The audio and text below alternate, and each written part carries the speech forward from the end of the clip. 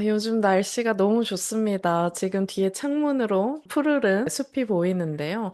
제가 지금 있는 곳이 뒤에가 약간 숲, 산으로 되어 있거든요. 그래서 막 비가 오거나 할 때는 밤에 개구리 소리가 들리고요. 또 지금도 이렇게 새 소리, 까치 소리, 뭐 까마귀 소리, 다양한 새 소리로 아침에 일어날 때 참 너무 행복하다라는 생각이 듭니다. 어떤 모닝콜보다도 더욱더 집요하기도 하고 더욱더 또 감미로운 이런 자연이 항상 아름답고 참 감사하게 느껴지는 계절인 것 같아요. 오늘 제가 좀 같이 나누고 싶은 책은요, 바이런 케이티의 기쁨의 1000가지 이름입니다. 이제 바이런 케이티가 도덕경에 대해서 이제 본인의 어떤 생각들을 자유롭게 적은 책인데요. 한번 읽어볼게요. 훌륭한 사람들을 지나치게 존경하면 자기 안의 훌륭함을 알아차릴 수 없습니다. 당신이 높게 평가하는 다른 사람의 훌륭함은 결국 당신이 보는 것이며 당신이 보는 것은 당신에게서 나옵니다. 그 훌륭함이 있는 자리를 바꾸고 그 훌륭함을 참된 근원과 분리시키면 당신은 자기 자신을 과소평가하게 됩니다. 예수의 사랑이나 붓다의 지혜를 한없이 찬미하는 것은 좋지만 그렇다고 해도 만일 그 사랑이나 지혜를 자기 안에서 발견하지 못한다면 그들의 그런 훌륭함이 당신에게 무슨 소용이 있을까요? 이제 칼륨도 우리가 누군가 사랑에 빠질 때 그 사람이 가지고 있는 어떤 면이 있잖아요. 그것을 사실은 내 안에 있는 건데, 근데 내가 하지 못한 것을 그 상대한테 투사를 한다. 그렇게 이제 사랑에 빠진다라고 이제 말을 했거든요. 그러나 우리가 이것을 투사한 것을 사실은 대부분 알아차리지 못하죠. 그냥, 그 사람이 너무 멋져, 예뻐, 정말 능력 있어. 이러한 면들로 우리는 그냥 이제 좋아한다라고 생각을 하는데 사실은 그 메커니즘을 보면 내가 저 사람에게 되게 좋다라고 생각하는 면을 내 안에도 있는 것입니다, 사실은. 그러나 내가 그것을 이제 발현했을 수도 있고 혹은 대부분은 만약 발현하지 못한 그런 숨죽여만 있는 무의식으로 있을 때 그것을 딱 구현해주는 누군가를 만나면 확 진짜 우리가 사랑에 빠진다라고 볼 수 있을 것 같아요. 그래서 우리가 보통 사랑하는 이제 사람들 보면 나와 반대인 사람을 많이 찾잖아요. 뭐 예를 들면 나는 좀 내향적이니까 외향적인 사람이 좋다. 나는 좀 이렇게 사람들하고 잘 어울리지 못하는데 저렇게 활발하게 하는 모습이 너무 좋다. 이렇게 우리가 계속 반대되는 특성의 사람을 좋아하는데 그게 일종의 사실은 투사라고도 볼 수 있고요. 또 합일에 대한 우리 근원적인 욕구다라고 볼 수가 있는데 저는 특히 이 영성 공부, 마음 공부를 하면서 그랬던 것 같아요. 제가 이 공부를 하면서는 내가 너무 어리석구나. 내가 너무 부족하구나 해서 처음에는 당연히 처음이니까 공부하는 마음으로 항상 스승들, 더 나은 사람들, 이 길을 잘 가고 있는 저 사람이 하는 말은 정말 어쩜 다 이렇게 주옥 같은 말만 할까? 이러한 분들을 굉장히 동경하고 존경했습니다. 그리고 그러한 힘이 제가 또 이렇게 공부를 할 때 중요한 동력이 되기도 했어요. 그러나 우리가 모든 사람은 사실은 완벽할 수가 없잖아요. 그러니까 저는 좀 웃기는 비유지만 누군가 되게 완벽하다. 저 사람은 진짜 남부러울 것이 없을 것 같다. 뭐 연예인일 수도 있고요. 혹은 내가 갑자기 좋아하는 사람, 너무 따라하고 싶은 사람이 생겼다라고 할 때, 저 사람도 방구를 끼고 코딱지를 파고 똥을 싼다. 이렇게 생각을 합니다. 되게 웃기죠. 근데 그러니까 제가 너무 지나치게 이상화하지 않으려는 마음이거든요. 그 아무리 대통령이 온다고 하더라도 정말 너무 유명한 연예인이 내 앞에 있다고 하더라도 그러면 당연히 두근거리고 설레는 건 있겠으나 그 사람이 나보다 더 어떤 인간 대 인간으로서 더 잘나고 또 내가 더 못난 점은 없다. 이 사실을 근데 우리가 머리로는 알고 있는데요. 우리 인간은 참 겸손한 마음, 혹은 자기 비하하는 마음이 참 있는 것 같습니다. 그냥 근원적으로 혹은 가스라이팅에 의해서 생겨난 것일 수 있다고 생각하는데요. 특히 우리가 한국에서 태어난 한국인이라면 그 정서가 좀 더 뿌리 깊게 있는 것 같아요. 그래서 저는 항상 그 스승들, 구루들이라고 말할 수 있는 영적으로 더 뛰어난 사람들을 존경하고 저는 그들보다 아래에 있으니 따르고 순응하고 이러한 것이 되게 맞다라고 생각했습니다. 그러나 이제 스승들이라고 생각했던 분들의 어떤 정말 방귀 뀌고 뭐 예를 들면 코딱지파고 이런 모습을 본 건 아니지만 그러한 완전하지 않은 게 있을 수 있잖아요. 근데 저는 그럴 때마다 이 공부가 굉장히 헛되었다. 내가 지금 뭔가 사기를 당했다. 배신을 당했다. 저 사람이 날 속였다. 이러한 배신감과 원망감에 되게 휩싸이고 분노하고 좌절하고 무기력하고 뭔가 우울증까지 이어졌던 순간들이 사실은 꽤 많이 있습니다. 그래서 저는 그럴 때마다 항상 허무했어요. 그러면 그들이 했던 말이 다 거짓말인가? 다 그냥 사기인가? 이렇게 제가 생각을 했었거든요. 근데 이제 제가 이 바이런 케이티 책을 이렇게 소개해 드린 이유가 그 스승이라고 생각했던 분들이 굉장히 대단하고 저의 어떤 부분을 정말 거울처럼 비춰줘서 줬기에 제가 깨어나고 확인할 수 있었던 것은 맞습니다.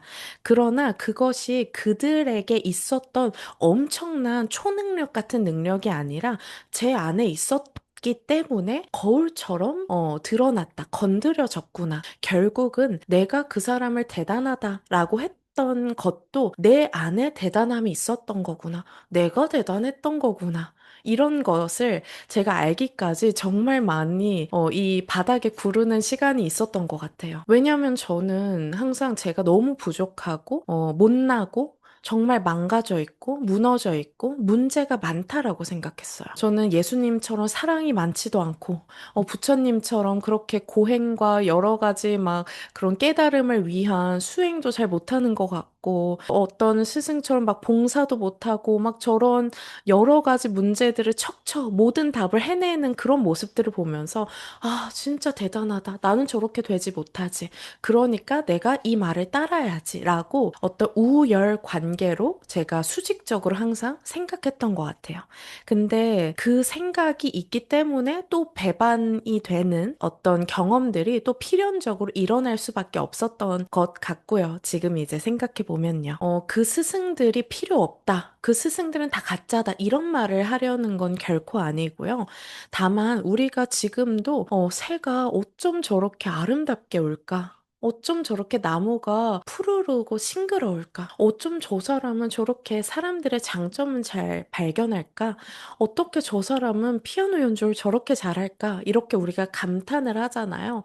근데 사실은 우리가 똑같은 걸 보고도 누군가는 새 너무 시끄럽다. 혹은 너무 덥다. 이렇게 생각할 수도 있는데 제 안에 그러한 싱그러움과 아름다움과 그러한 것을 발견하는 눈이 있기 때문에 본 것이거든요. 그쵸? 그래서 결국은 내 안에 있었구나. 그들은 그 거울이었고 그들이 특별한 것도 아니고 또 내가 너무 못난 것도 아니고 특별함도 그냥 평범함도 없는 다 모든 것이 나의 작용이구나. 이런 것을 이제 많이 몸으로 좀 깨닫는 시간을 가지면서 제가 굉장히 그러니까 너무 존경하고 너무 어떻게 보면 사랑하고 믿었기 때문에 너무 분노하고 너무 증오하고 미워했던 대상들을 다 용서하게 된 것 같아요. 결국 그들은 그 시작도 지금도 끝에도 아무런 잘못은 없어요. 아무렇게 한 것도 없고요, 저한테. 그냥 그들은 그 존재로서 있었을 뿐인데, 뭐 예를 들면 그 새에 대해서 너 너무 시끄러워. 이랬다가 또 마음 바뀌어서 이제는 너무 듣기 좋아. 이랬다가 그 새가 변한 것은 없어요. 그냥 늘 짹짹짹 거렸을 뿐인데 저 혼자 북치고 장구치고 했던 것이죠. 내가 그냥 나 혼자의 드라마 속에서 그들을 바라본 것이구나. 그들은 아무것도 한 것이 없구나. 이런 것을 깨달으니까 그러니까 전에는 제가 '아 용서해야지.' 그냥 이것을 머리로만 알았을 때는 막 마음 감정에서는 막 화가 솟구치는데 '아니야. 용서해야 돼.' 이런 분노와 원망의 감정은 내 에너지를 안 좋게 만들어. 주파수 낮아져. 이렇게 제가 생각했던 건데 그걸 계속 이제 들어가 보니까 사실은 '이게 모든 것이 나의 한 생각이었을 뿐이구나.' 그러니까 잘못도 없고 그러니까 용서도 없구나. 정말 맥이 확 풀려버리는 그냥 새였구나. 그냥 새가 지저귀는 것 혹은 노래하는 것 그리고 어떻게 보면 노래하고 지저귀는 것도 아니죠. 그들은 그냥 짝짓기를 위한 구애의 신호였을 수도 있는데 제가 이런 것을 2차적으로 해석을 했던 것뿐이죠. 그래서 제가 '아 이 모든 것이 다 나의 한 생각에서 비롯된 거구나.'를 정말 이 세포 깊숙하게 정말 절절하게 깨닫고 나서는 '더 이상 용서할 것도 없구나. 잘못이 없기 때문에.' 이런 것을 알고 나서부터는 '모든 것이 나구나.' 이렇게 생각하게 되었습니다. 그래서 저도 지금 살아가면서 사실 뭐 화가 나기도 하고요. 싫어하는 사람 혹은 싫은 상황 그런 모습이 생기기도 해요. 근데 저는 그 모습들 좋은 모습, 싫은 모습 그것들이 다 내 안에 있음을 항상 생각을 합니다.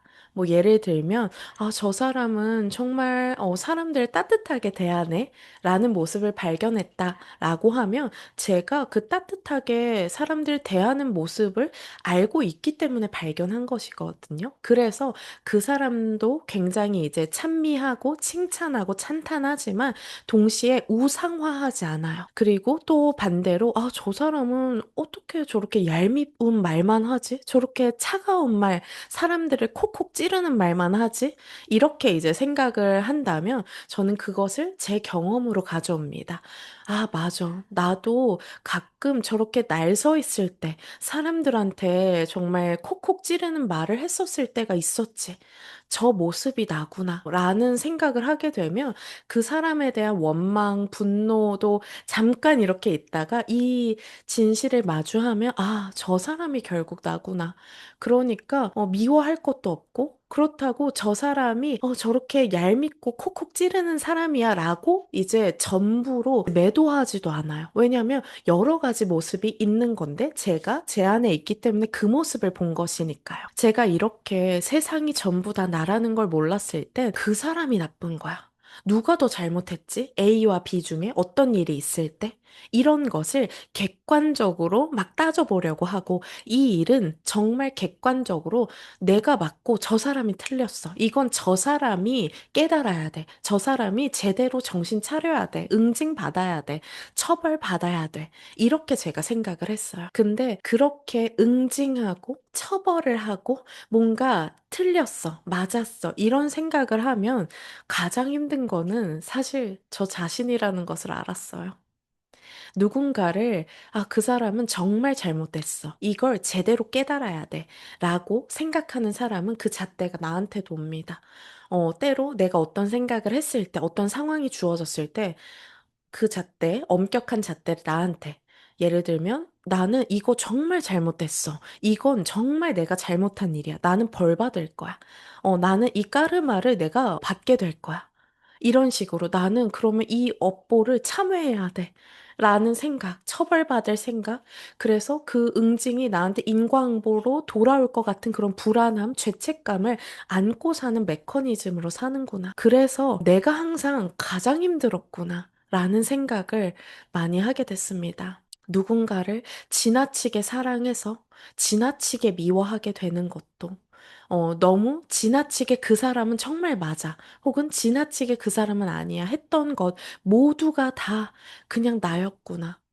그들은 그냥 새였고 그냥 나무였고 그냥 하늘이었는데 '내가 이러쿵저러쿵 했구나.'라는 것을 좀 깨닫게 된 것 같아요. 이것을 이제 회광반조라고도 이제 선불교에서 표현하는데요. 그냥 다 나로 이제 돌이켜 오는 것입니다. 그래서 우리가 이 마음을 알게 되면요. 누군가를 너무 사랑하게 되지도 않고 너무 미워하게 되지도 않고요. 근데 그렇다고 사랑하지 않는 것도 아니에요. 그 존재를 그냥 있는 그대로 너무 사랑해요. 그러면서 동시에 너무 집착하지 않아요.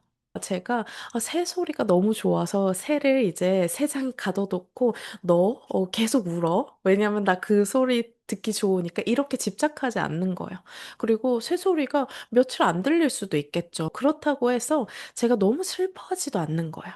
그냥 제 앞에 이 순간에 펼쳐지는 모든 풍경과 사랑에 빠지는 상태, 그것을 이제 바이런 케이티도 이 책의 전반에 걸쳐서 말을 하고 있고요. 우리가 이렇게 너무 극단으로 치우치지 않는 마음, 그리고 모든 것이 다 내 안에 있었음을 깨닫는 마음을 갖게 되면요. 가장 자유롭고 가벼워지는 것, 그리고 나다워질 수 있는 건 정말 나 자신이에요.